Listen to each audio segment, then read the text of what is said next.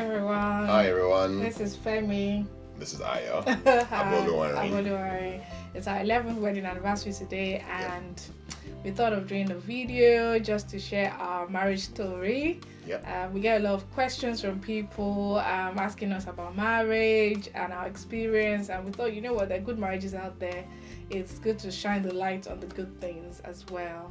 So enjoy. Thank you. What we're going to do is to ask some questions, and people sent us some questions as well from social media. So we're going to try and answer those questions at the end. But this time we're going to just freestyle really. But there are a couple of questions we already have. And enjoy. Yeah? All right then. Good. So let's start. I don't know the questions, just so you know, so we're keeping it as natural as possible. We're keeping it real. All right. So so the first question I have here, it says, share your experiences being married for the last 11 years. Just a quick summary. How has it been for you in the last 11 years? 11 years. Yeah, so it's been amazing, and it's gone by so quickly. Just to think that I think I've known you for about 18 years now. Yes, 18. And then we were friends for about 3 years, and we courted for about 5 years before marrying. So, yeah. No, 2 years, then 5 years. 2014. Yeah, 2 years and 5 years. So it's about 18, 19 years of knowing you, but it doesn't feel like that long. It feels like yesterday, but it's been amazing. It's been a lot of learning each other, learning about life together, doing life together, growing together, and just enjoying each other, basically. Yeah. I think for me it's the same. Experience being married for 11 years, I feel like it was pretty fast.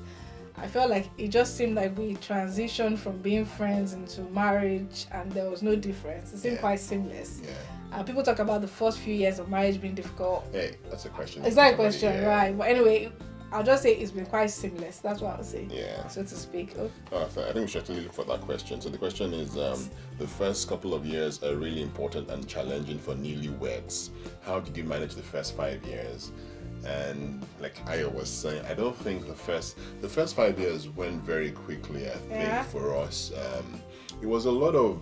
I think there's a lot of difficulty, not internally, not with us, but with life generally. In the sense that I was in the UK at first, then Ayo came to join me, and it was adjusting for her. Adjusting also for me, living as a single person for about 5 years or so years while we were because we had a long distance relationship across the ocean relationship. So it was adjusting to each other. It took a while, but it wasn't as bad as people make it sound. I don't even think it was anything at all. It was just getting to understand each other better, not from a distance, but trying to understand. I've been Femi for like almost 30 years. You have been Ayo for about 20 something years, and just adjusting to each other's differences, each other's subtleties. But I just think people shouldn't make a big fuss about it. Marriage is a lot about understanding and a bit of compromise. And a lot of communication. So which, when we just got married, I was terrible at communication. Wow. So but I think you got better. I'll say you got better with time. So I won't say the first 5 years were difficult. I think people. It's a myth, in my opinion, that the first 5 years are going to be difficult. I think we had it fairly good, like you said. If we had any challenges that were external, they were never internal. So all those stuff about fighting about toothpaste never happened to us. No. About all those kind of things that people make a big deal never happened to us. I think we never make a big deal about things that are not a big deal. What do you think? I don't think the things most people fight about weren't probably the things that we will have thought about in that sense. I think also, like I said, I wasn't very good about communication. I speak a lot, I talk a lot, but what I mean communication is saying what I really feel. I'm the kind of person, so I think when we have disagreements, I'm the kind of person that just wants you to say sorry. Exactly. Femi just wants me to say sorry, even if I'm not sorry. I'm like, okay. So if you say sorry, whenever you say sorry, that's done. I'm okay. But then I'm not someone that says sorry easily. So and you also don't want me to say sorry. You want me to explain why I've done what I've done. Basically, you want to present a TED talk. Yes, you have to tell me why you did it, your understanding of what you've done, and promise me you're not going to do it again. But the thing for me funny was that when I got upset about something, I didn't like talking because I didn't want to say something out of being upset, something I would regret later or words I won't be able to take back. So I would kind of like just shut down. I just keep quiet, leave me alone. And then you are the one begging me, and then you get upset too. Then that now, why should I be saying sorry to you because you are the one? And then we have this moment of silence for like an hour or so, and then eventually we come back. Okay, so yeah, I'm ready to talk now. Okay, but I miss you, and then I miss you too. And we're talking. So I think so. That was basically the most of it. We didn't have any. It wasn't difficult for. Like I said, anything that was difficult was external. It was the things like trying to get things around the house, buying new stuff, trying to save for an exam, trying to all those things. Yeah, it was never. It wasn't necessarily disagreement. I think it's also because the way we see marriage is like us against anything else. So we're like a team. We're a team, exactly. So us against anything else. So okay, I have another question here. It says, "What's the first opinion of each other when you met?" So what was your first opinion of me when you met? You remember this? I can't remember. Tell me. Okay, I think the first time I met Ayo was at I had known her, but I had not met her. Let me put it that way. So if you're talking about first impressions in any way, first and foremost, my first impression was the very first time I met Ayo, I ever noticed Eva was at the fellowship. So when I was in fellowship, I was in final year, she was in first year, and there was a campus fellowship. There was a fellowship within the fellowship for first year students. And, yeah. And you were like number 2, so there was DG1, you were like DG2. Yes. And then you had to preach, and because they allowed those guys in that level to come and organize fellowship that day. So you were the one that had to do it teaching. And then you kept on saying something was a phrase you were using a lot. I can't remember now. Do you understand? You understand? Sure, you understand. You kept on saying, "Sure, you understand. Sure, you understand." So my first impression of you was this "Sure, you understand" girl. I was just laughing. Yeah, so and I kept on saying, but what does that mean? That your impression of me is "Sure, you understand"? No. You still haven't described that was the first impression I had of you, of this person that was always saying "Sure," this random, and everything. And then along the way, maybe like midway through that academic year, you pulled out. You were like, "I'm not doing it anymore. I'm not doing this," and I'm like, This girl is, because in Nigeria it wasn't regular or a commonplace thing to find somebody saying, "I'm not doing this leadership thing anymore." So I had balls. Are you saying I had balls? This girl has balls. So I didn't know a reason for pulling her up. Eventually I knew that it was interfering with academic stuff. No, my relationship with God, I wasn't praying. It was just too much for you. Yeah. I'm just like, I'm not doing this anymore. That for me was like, wow, this girl has balls. Like, she just said, "I'm not doing it anymore." Hardcore. I wouldn't have done that. I would just have been squeezing my fist and just tugging along. So that was my first impression. But then when I met you for the first time was a conversation you had with me at Finalist Fellowship. When we finished Finalist Fellowship. You see, now you've told us almost 3 first impressions. We only need first impression. Okay. Yeah, stick to the question. Yeah, first impression was, "Sure, you understand." What does that mean? I'll take the second one. I'll stick with the second one. That this girl has balls. Yeah, so that was my first impression. Yes. Thank you. My turn. So what's your first impression of me? So first impression of you, I felt you were very talkative. Oh my goodness, I felt you were very talkative and that you talk very fast. So talkative is not necessarily... I feel judged. Oh, you're sorry, I feel love. attacked. Okay, I'm sorry, boo. Okay, but we're being honest. We're being honest. I talk a lot, yeah. So I felt it was very talkative. I felt you talked too fast, and I just, was struggling to cope with the pace of your speech, isn't it? Your everyday speech. So that was my first impression. I didn't think you were one fine boy or anything. Hey. Nope. Sorry. That hurt. But yeah. I thought you were talking. Well, I thought I was a fine boy, but pictures don't lie. we are going to get to that point. When I look at the pictures, whatever. So 7 question says, at what point did you know you wanted to spend the rest of your life with each other? Oh, who wants to go? You go first. So we had been friends, and then I had to go to do NYSC. So NYSC is a thing we do in Nigeria where you go and serve Nigeria for 1 year, maybe another part of Nigeria. So I had to go for NYSC. But prior to that, about 5 months prior to that, we were just friends. We weren't even dating or anything. We were just very, very tight friends. Like 5 months prior to that, we were calling each other almost every other night on landline, just catch up. More like you were calling me. Whatever version of the story. No, you were calling me. Okay. I was calling you because I'm a good husband. I have to listen to my wife. No, I have to listen to my wife. But seriously, but you know, calling me. I used to call you a lot, and we just catch up on the day. How was your day? How did it go today? And then for the first time, after like 5 months of doing that almost every day, I was in a place where I wasn't calling this girl every night. I was talking to Ayo or debunking or offloading my burdens for the day and just sharing and just going to bed feeling light. And I was like, oh wow. this might be my wife. This is the girl I really want to. But before then, I think I told you this before. We went to a meeting once, and I was saying that meeting just struck in my mind. This is your wife, and I was fighting that thought that because obviously at that time you never I didn't even see you yeah. that way. But just a very good friend of mine, like nah, it's not gonna work. But yeah, I don't know if my saying this will actually bring any other questions you have. But if I were to tell our story, around that time of our lives, everyone that saw us was always they thought that we're together. Going out or something. People yeah. either we're siblings or we're going out. So is this your girlfriend? I'll like, feel so embarrassed. Like, oh, she's not my girlfriend. She's just my friend. Why are you embarrassing me? So it looks like people saw what we didn't see. And then people will see and say, "Hey, hi, Femi," and they'll say, "Hi." I am like, sorry, it's the other way around. I am Femi. She's Aya. So my question. Yes, to answer the question, so at what point did I know I was the one? Is that really the one? Spend the rest of your life. Is that really the one? But I am the one. You're my one. Yeah, one and only. Right. I think obviously we've been friends for a long time. I don't know. To be honest, I can't answer that question. But I remember two experiences that come to mind. But I'm not sure whether at that point I knew, I wanted to spend my life with you because of the age difference. Marriage wasn't top on my priority. It was all about med school. It was about my work with God. It was about serving in fellowship, in church. I had other things I was doing, baking and other interests. So marriage wasn't top priority at all, in fact. So that's why I can't say there was a point where I knew I wanted to spend the rest of my life with you. But I'll talk about the times where, you made an impression on me. So one was, I think it was Christmas. Christmas 2002. Mm-hmm.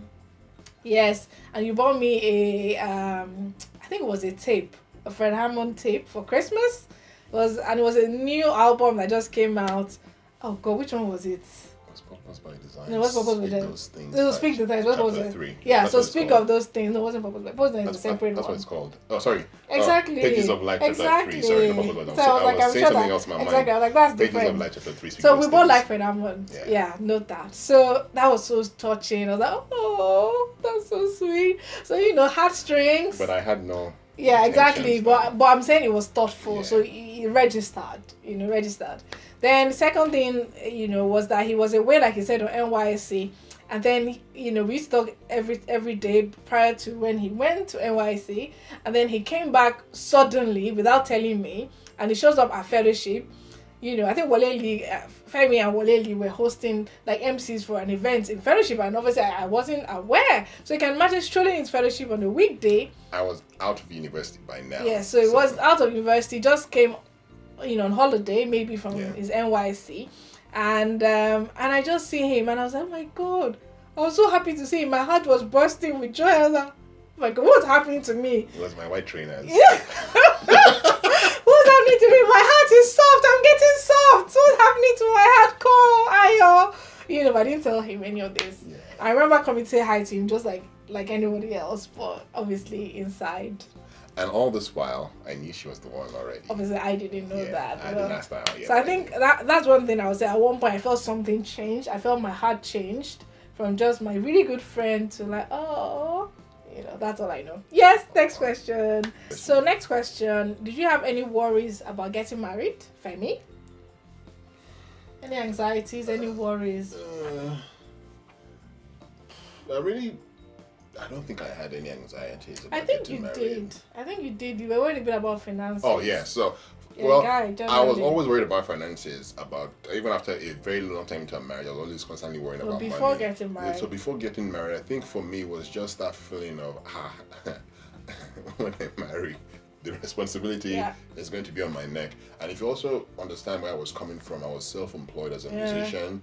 And being self-employed as a musician in England is a lot of work. And I was thinking to myself, how am I supposed to make all of this work? It was a lot of work as a single person to pay the bills, to make life work. And I was then thinking, take responsibility for another person, another adult. So that felt like, oh wow. So I was constantly always. It wasn't about the wedding or the marriage itself. It was more of how I can't compute the responsibilities and all of that. What changes will I have to make? And I was always constantly thinking of what else can I do, and all of that. Okay. So I think that was the only anxiety I had about.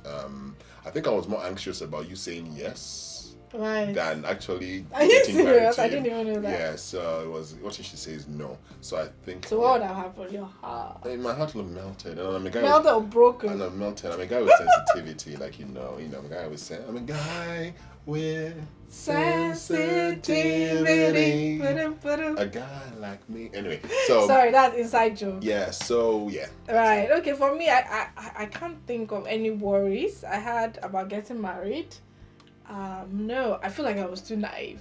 I married at 26, so I didn't even know what could be a potential thing to worry about. And I think maybe I'm just practical like that. There's no point worrying about things you can't change, you have no control about. So that's generally, I had no worries. I don't think so. Yeah. So the next question talks about any sort of paradigm shifts that occurred before you chose a life partner. I think that question is about what you used to believe, and then as you grew in the Word of God, as you also grew older and more mature, what kind of tables were shattered that you did, let me start here. I think I should start here. So because the age difference between my parents is 6 years, I automatically assumed that you have to marry someone older than you and maybe substantially older, like 5 years and above. Again, look at it that the only male figure I had in my life apart from my father is my older brother, who's 6.5 years older than me. So it's the only kind of guys I was ever surrounded with was someone substantially older, 6 years and above. So I had this old mindset that I had to marry someone older, and I had a particular age gap and above, 5 or 6 years and above. And as I got to grow in God, got my mind renewed from the scriptures, I realized that there was nothing about the age of who you should get married, isn't it? It needs to be a man. That's essentially it, So I think that was one of the things I let go of. I felt that the Holy Spirit worked on my mindset a lot. I think the other thing was that for some reason, I thought a good marriage was linked to being from a good family. So I was worried. I didn't want to marry anyone whose parents were divorced or had, or were separated or marital issues. But actually, again, I wanted to marry from a family where they're very, very spiritual, where the guy was already saved from the womb, very tongue speaking, very, very seriously, Femi. But yeah, so I had the mindset, but then with time I realized that no, it's about the person. Yeah. It's about the person. The Bible says that we don't know any man again after the flesh. And if a man is in Christ, all things are passed away, all things are become new. So the more I got understanding of that, the more I let go of those false beliefs that I had. So I think those are the two main beliefs I think that shifted in my mind, before I chose a life partner. I let go of those kind of things. It got to a point where I could marry someone younger than me. I realized that age really was nothing but a number. Maturity doesn't equal age. Bible says in Job, I thought age should speak wisdom. So I realized that age doesn't automatically equate to wisdom, and I let it go. But then God then gave me someone who's 4 years older than me. So there you go.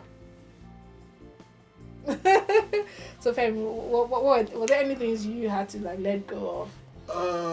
So I mentioned in passing, but my own parents were separated at some point in the marriage. They never formally divorced. They were just separated. So I grew up in an environment where I'd seen so many life lessons, and I had ideas of what marriage should not be about.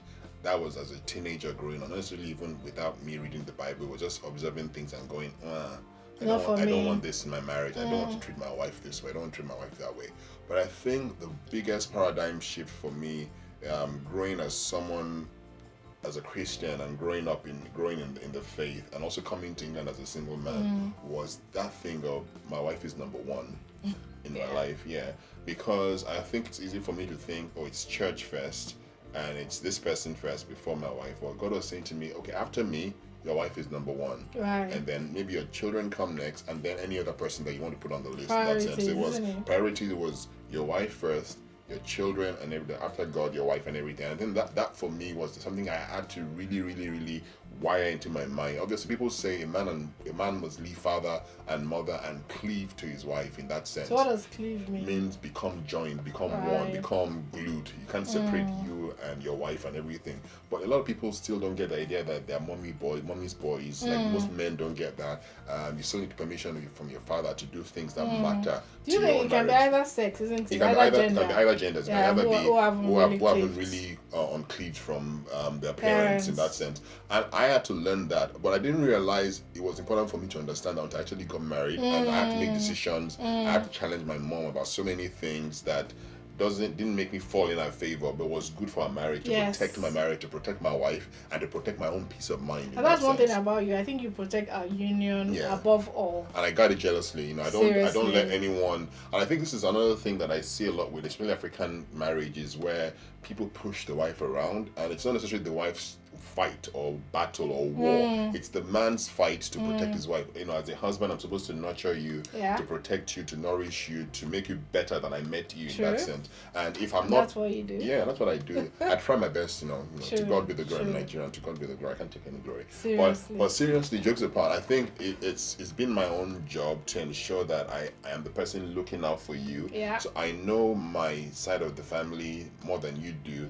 and if I think you know your own side of the family, so if I think that, wait a minute, this step might put you, because I know my people, might put you in a difficult position. I learned the hard way because I didn't see this coming. But when it started propping up, I already made a mistake here. I need to fix this the next time this shows up. So are you saying that before we got married, in your mind you'd already had that priority order? I had that priority order, but even though it was theoretical, it wasn't practical.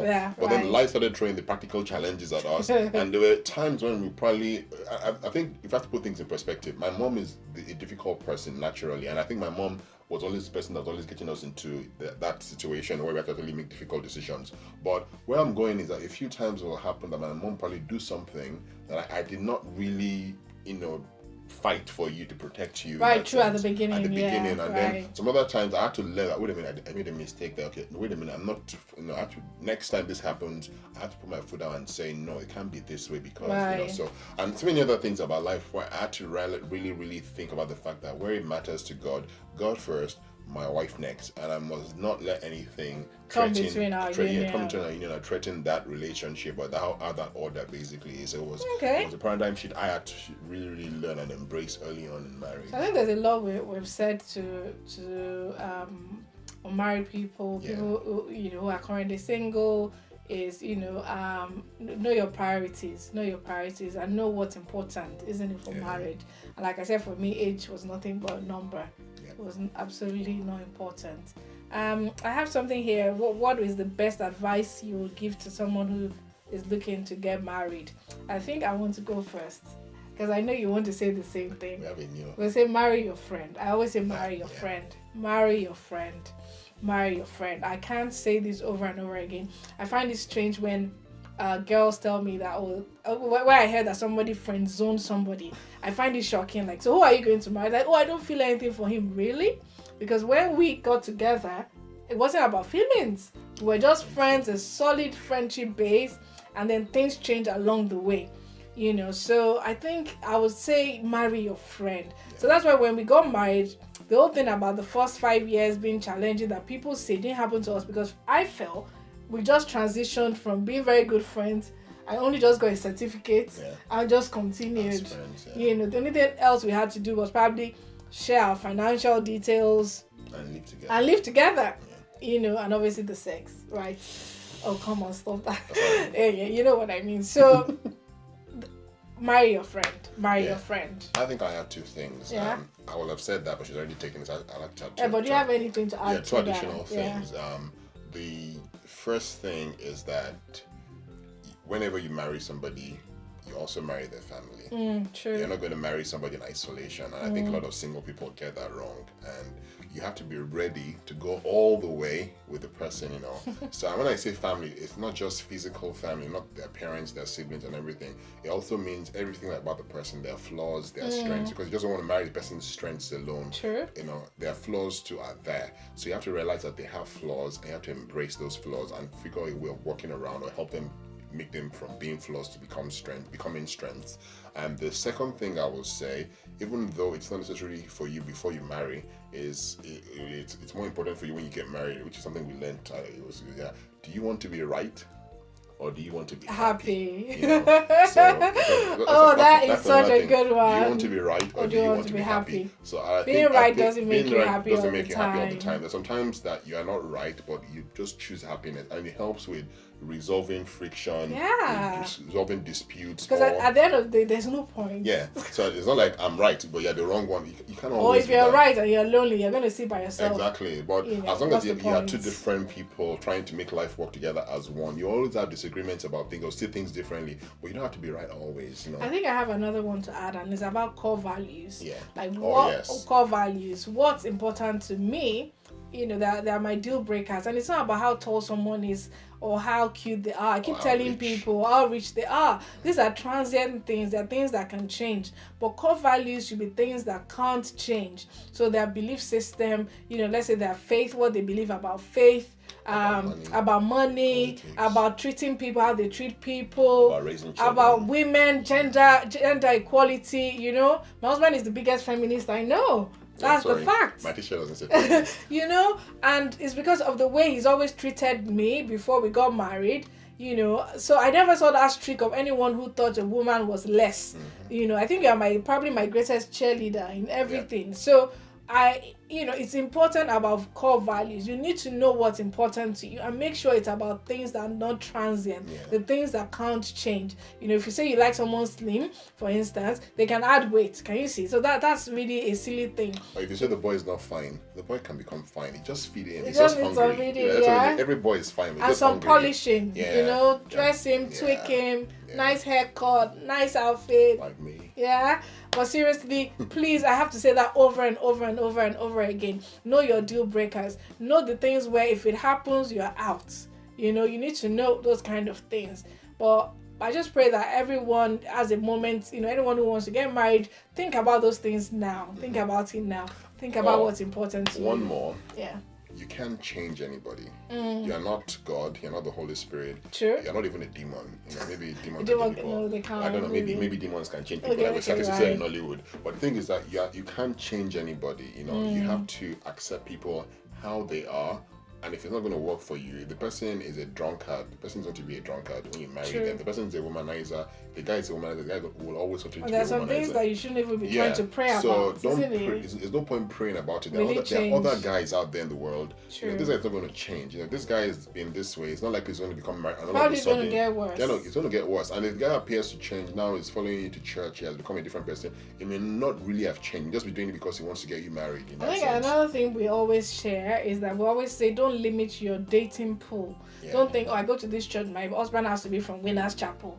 That's so ridiculous. Your husband might be in a different continent entirely. Your husband may be in a pub. Exactly. So don't be too rigid. Don't say you have to marry from your race, you have to marry from your tribe, you have to marry from your church.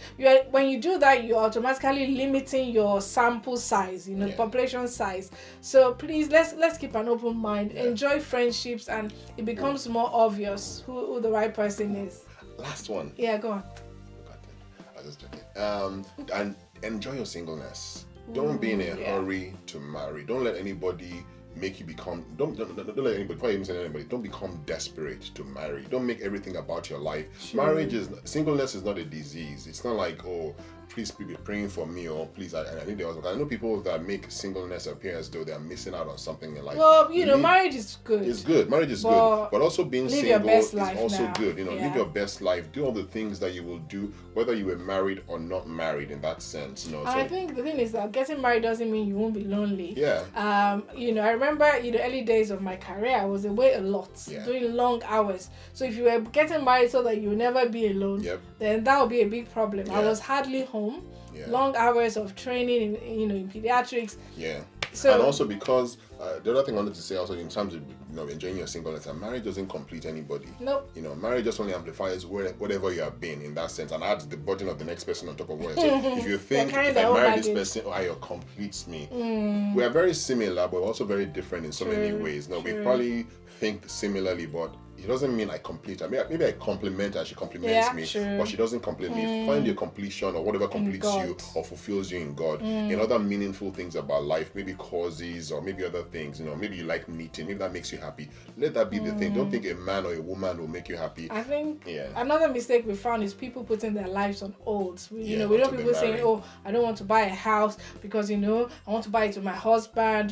Just live your life. Live your life because your financial situation might change. So why not do your investments now when you can, isn't it? So don't let anything stop you. Forget all those stuff about, don't buy a big car because a guy, whoever that is meant for you will love you with your big car or your no car or with whatever, So and I think also for men, there's this thing of, I have to have this and this in place. I'm not ready to marry. I don't have this kind of amount of money. Oh, and one last thing. I think this is the last one. I think the last one. Before we move on. Don't marry somebody and think they're going to become your chef. Don't marry a woman just because she can cook. If you need somebody to cook for you, hire a chef, hire a cleaner. If you want to clean the house, something. Even if you can't afford a cleaner or a cook, shouldn't an adult, any male adult, or female, should be able to do those fix things. themselves a meal and clean their house? I know guys that say things like, "Oh, I'm tired of feeding myself, and I need you to feed me." Or better still, a woman that thinks, when I marry a guy, will start fixing my car, paying my bills.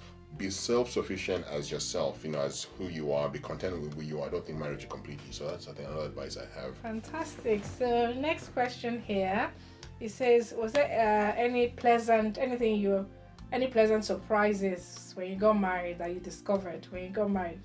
Do you want to go first? Okay, one, I'll say pleasant surprise is that Femi is very, very pro-women. So even though we were together for 5 years when we got married, we didn't really talk about women issues. You never struck me as someone who had any gender, inequality, belief. So, but I didn't realize how pro-women you are, how pro-fairness, pro-equality. And I think that was something that was like soothing, like fresh air, You're a very 21st century man. You're not, Well, after all, I'm feminine. So feminine. That's something he says. But I think that I found very refreshing, very, very pleasantly surprised. I really like that. Is there anything else that surprised me? Because we were together for quite a long time. So I think for me that was the key thing. I think secondly also is that because we never lived together before at any point. In fact, we never lived in the same house even while you're on holiday. You're it's very hands-on. You're very hands-on in the house. There's no, this is your job, this is my job. The head of the family, I sit down, you're working. I think your love is very, very action-oriented. You won't action for more, right? You won't leave me and I'll be slaving in the kitchen. Funny enough, I like cooking, so it's not a problem for me. But you're very, very, you love with action. Not by words, I always tell people, don't look at a guy who says I love you. Look at his actions. And I think for me, I love the fact that you're very hands-on. You are very, you're in the kitchen cleaning, I'm cooking, we're doing stuff together. There's no, this is your job, this is my job. You clean, I'll clean. I love it. Yeah. Pleasant surprise for me was the cooking. True. I dated this girl like that, for 5 years. And at no point did I know she could cook. Very well. Not even cook very well. Cook. Let me put it that way. Right. I wasn't thinking I was going to marry her because she would cook. I could cook. It wasn't probably the best meal in the world, but at least it was good enough to be able to eat it in that sense. And then the first thing I noticed was that, which was my first surprise, was that when I made Indomie noodles, it was like poison. And it was always soggy. And yours came out very fine grain. What's going on here? But that was like the first thing, but so many other delicacies she was always making. I knew she could bake because we met in cake school, but I didn't know the cooking was another level entirely. And I think there's a running joke in our family or somebody in my church that we were having an event in church and I was asked to make some Chinese sauce, and then she made it. I think I catered for the whole event. Something like that. And then I was busy doing stuff while all the men were eating. I came to and eventually sit down. All my came to me and said, "My brother, your wife made this food. Is this what you're eating in your house? You're enjoying, So that's a running joke in our family. Is this what I'm enjoying in my house? Is this what you're enjoying, Femi? Yeah. So, do you know how many men are praying to eat this kind of food? I know. I feel blessed. That's so that's joke. it was a pleasant surprise to realize that. Yeah. Okay. Next thing is there any not so pleasant surprise? Not so pleasant surprise. Oh, Femi's farting. Oh my goodness. I'm sorry I had to do this to you, Femi, on camera. Oh my gosh. I was like, how come I never smelt your fat while we were dating for 5 years? We were together for 5 years. I have an answer for that. Well, Femi has an answer. My answer is I wasn't eating the kind of food that you're giving me. I was eating rubbish food. So you're blaming me again for feeding you. Somebody has to be blamed. Like I was always converting your good food into gaseous energy. Gaseous energy. To be honest, it's just a joke. I mean, it's just physiological farting. So, but I still go on about it. You know that, isn't it? We have a running joke in this house that we talk a lot about farts because I'm just like nice things. But you know the thing is, when we just got married, my wife would be like, "You don't respect me." Because if you really respect me, you can't fart in the restroom. Yeah, exactly. I'll step out of the room to go and fart. But like, I have to be vulnerable with you. I have to be vulnerable. That's why every time, or the one I always say is that when your body touches me, the warmth of your body, just makes you release the fart. Yeah. So again, I get blamed for his farting. It keeps coming back to Ayo, always. But anyway, the farting was something that I wasn't ready for, guys. I wasn't ready for. You tell me. I think for me, well, mine is not as dramatic as yours. It was just the fact that your body is very warm. Oh, that's true. Yeah, so... It runs in my family. Yeah, I'm a cool guy. My hands are always cold. Everything about me is cool. But your body's always very warm at night. And then you want to hug him and cuddle him. He's like, no, it's too hot. But there's a good side to that. Is in the winter, because my feet is always cold. And I can't sleep. I can't sleep until my feet thaws. I'm always like trying to put my cold feet on your body. And I'm always like, no, don't wake me up. So yeah. That's interesting. Best part of being married?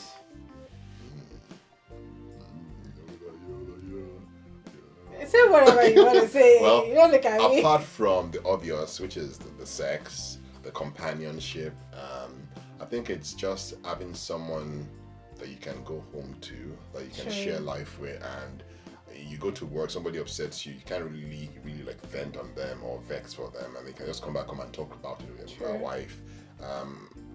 Being able to plan something with someone and see that come to be.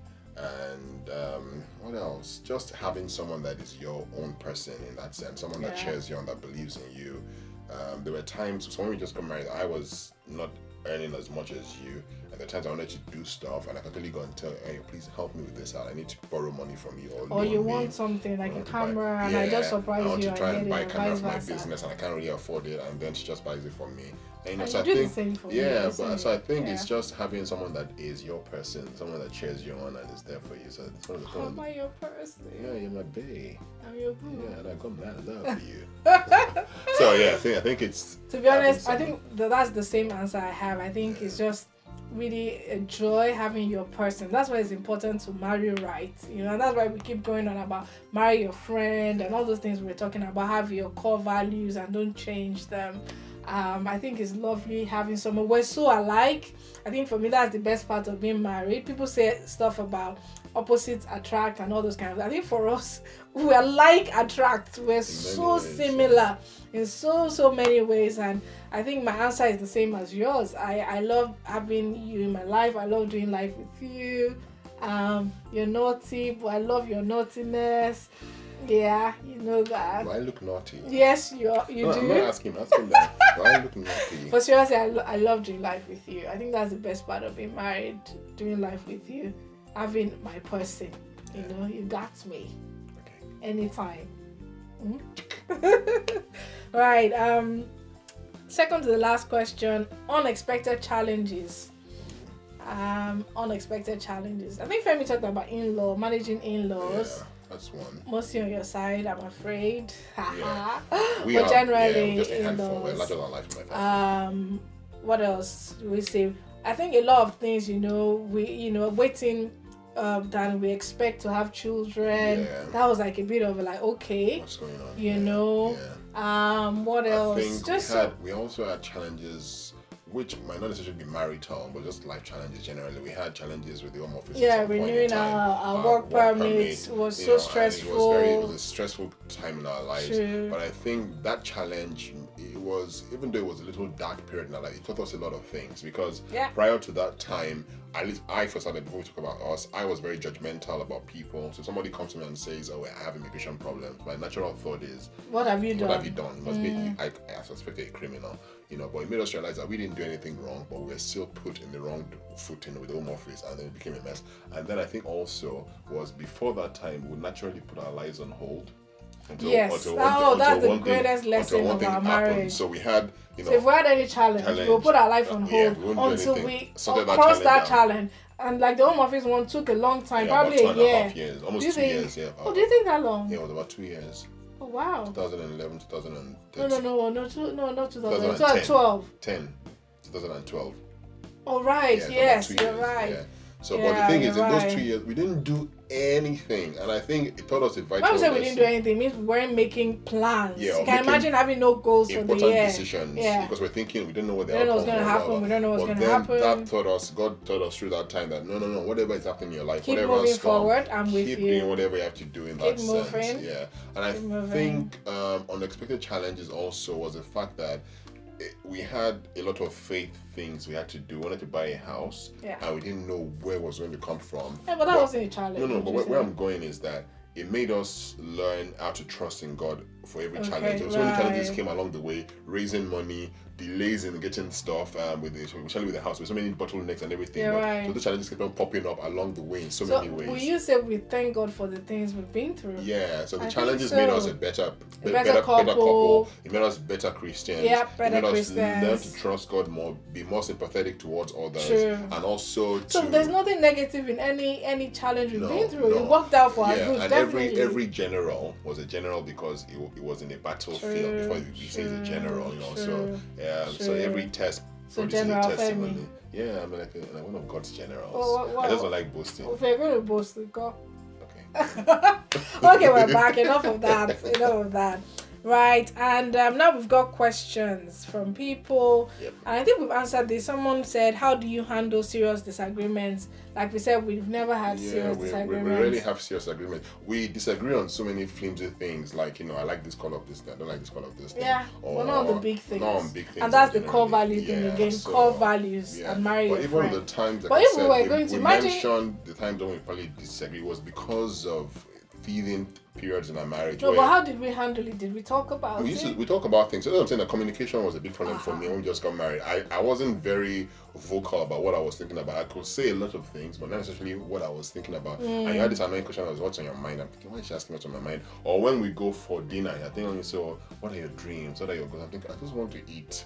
And besides, I like to eat in silence. You kind of like I don't mind. I can multitask over food and catch up on what's been going on. I like to eat in silence in that sense. So, but I think I learned over the years to communicate, to try and be vulnerable. I think for me, that's the word. It was more for me. It was an ego thing that I'm a man. The word. I'll figure it out. Why should I tell you what I'm thinking through? Blah, blah, blah, blah. You won't understand. You're a woman. But I had to just learn to be vulnerable. This is what I'm struggling with. I'm struggling with this sexual temptation. I'm struggling with this money issue. Yeah. I'm worrying about money a lot. I don't know how to tell you. How will I pay this bill? Yeah. I had to juggle these three, and there's no job coming in. I'm a musician, I'm a photographer, but no person is calling me. How do I tell you this is what I'm struggling with? So it was about being able to open up, but it took me a while. It took me about at least 4 or 5 years of being married before eventually I got to the point of saying, I can tell you what I'm really thinking about. I can tell you my fears. I'm jealous about somebody, or I'm upset about something. True. I really love those kind of conversations we do have. We talk about the silliest things seriously. But that's great. So handling serious disagreements, like we said, we've never had serious disagreements. But I'll say, like Femi said, open communication. Don't raise your voice. We never shout at each other. Never.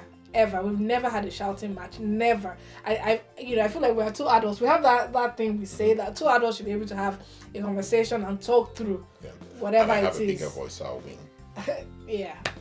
But we never shout. Never. Next question. Someone said, Femi has answered this one. There's a question about the first couple of years being challenging. We said that's not the case for us. How did you both manage family finances? I think what's yours is mine and what's mine is yours. Yeah. Essentially, that's what we've done. That's the fundamental principle. But I think also what might be I don't want to go into practicals because every marriage is different. And I think you can't copy what happens between us because you're not us in that sense. So, but the mindset we had was that what is mine is yours and what is yours is mine. Simple. If there's a shortfall here or it is not a shortfall, there's a shortcoming here, you will help me fill it up. Vice versa. And also, the reason why was that way also for us at the beginning was because, again, I said that I touched on it earlier on, was that I was self-employed. I wasn't earning money that was constant. It was, at the beginning, it was like that. You had a steady income. Yeah. So we had to figure out a way to make you work. You do this, I will do this and everything. So but the underlying principle is that we both belong to each other, and whatever monies we have, we both. By the time we were more financially settled, we had a joint account, which is another thing. So we had a joint savings account, which we also had a joint current account for bills. So what we do is every month we put. Everybody has their percentage. Yeah, we put into that bills. thing. So we sort of most of our bills out from there and everything. And then whatever you want to then do with your money, go ahead and do that. So and then we have family saving targets. Yeah, that we also have. That this is what we're planning towards. So I think that's that, and then just trying to plan together our finances, reviewing our finances from time to time. What are your financial goals? Or these are the things we're trying to work. There's a sticker on our fridge that the 5-step things and 7 baby steps. Dave Ramsey's 7 baby steps. Baby steps. So you can Google it. It's really good. I think we talk about money a lot. Yeah. Also, it's not necessarily part of the question, but when I was really self-employed, I used to worry a lot about money, and I was constantly worrying about money. And it was surprising because God has a very funny sense of humor. Because I would worry so much about how I'm supposed to pay. A bill will come, I'll think, how am I going to pay this bill? And I will worry, and when I won't be able to sleep at night sometimes, I wake up in the middle of the night and see me staring into the ceiling. And then eventually, I'll go and pray to God, I need this to be sorted out. And then somebody will call me around maybe a day or two later and say, I have a job for you. And somehow, the job was always exactly that amount of money. You could have added extra. But that was it for a long time. I remember, so I think it's not also very helpful for people to worry too much about money. Okay. It's good to worry about it, but don't make it. I don't even think it's good to be mindful of money. Plan about money, but don't worry and force. I used to worry a lot about money, but I think I learned to realize that God is my source. And I think another thing I'll add here is that people shouldn't be afraid to make career changes. Yeah, which I had to do. Which you had to do. You've written about that before on Facebook or many times, but a man should be able to take whatever steps he needs to take for his family. Yeah. If it's not working, a business is not working, or be willing to transition, be adaptable. Particularly in this world where technology is at the forefront of everything going on in the world. One should be adaptable. If you need to do a career switch, go ahead and do it. Yep. Don't feel like, I'm going to now go lower in the career ladder. Do whatever it takes. It's part of humility. Don't think about your ego. Think about the long-term benefits. And I think you did that, and it was one of the greatest things you did. Also, to balance that out, when your spouse is trying to make such a change, you on the other side of the person, so I'm trying to make a change, the spouse should also learn to be supportive. I could make that decision because my wife was supportive. Yeah, true. It was a lot of battle of thinking I'm going to begin at the very bottom of this new career. And I'm like, don't worry, whatever I will do, I can help you. If it's financial, if you think worried about money, this exam, I have to do this exam.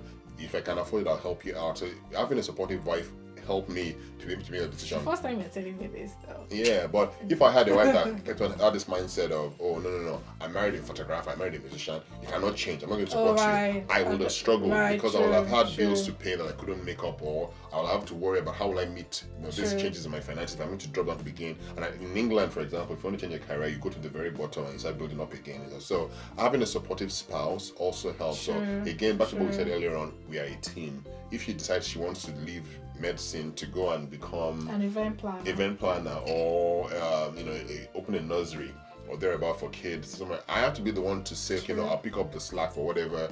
I will invest in your dream, I will invest in your business, invest in your new idea. Or if you're going to go back to school, I don't mind making adjustments to my own life to help you so you can study, I think being supportive also helps in that sense. Right.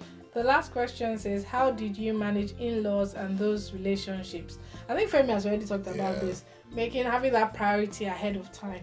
God first, your spouse next, children and anybody else. And I think, and also looking out for each other. So it's not it's not a one-sided thing. It's not just the man that has to do the thing.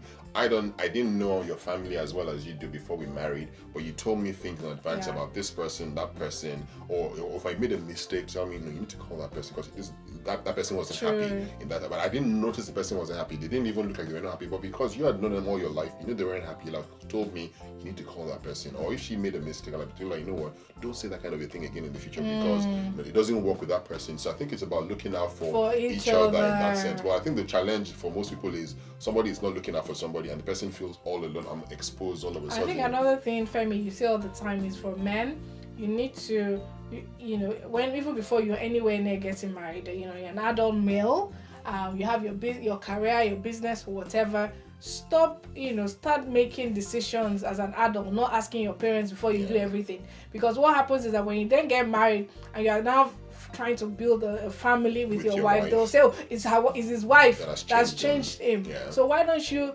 what that change they're talking about how he's changed is they're just trying to say they can't control you anymore. Or they don't have access to you as much. So you also act like an adult anyway much before getting married. So the transition won't be as hard for the parents. I think to also balance stuff, in addition to what I had said, every marriage is different, every family is different, every relationship is different. Some in-laws are too loving.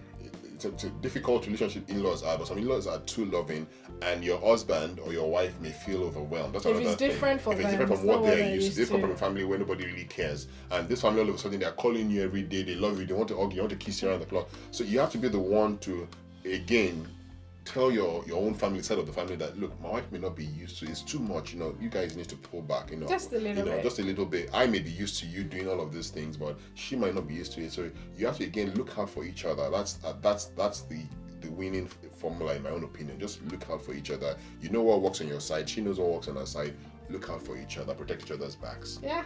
I think that was the last question. We did it! Yeah, we did it. Well, thank you everyone for watching. It was fun sharing our experience. We married for 11 years. I think it was just the quickest thing that's ever happened. This is 11 years gone already. Well, thank you for watching. 11 years of bae. 11 years of being a boo. Well, we love you guys. Thanks for watching. Feel free to comment, to share, and ask questions. And all right, we'll do this again, I think. Do you think? Yeah. I think so. Again. We'll do it again soon. Can I kiss you before we go? That's too much for the camera. That's too much for the camera. Okay, get it back. Bye. Bye, guys. That was fun.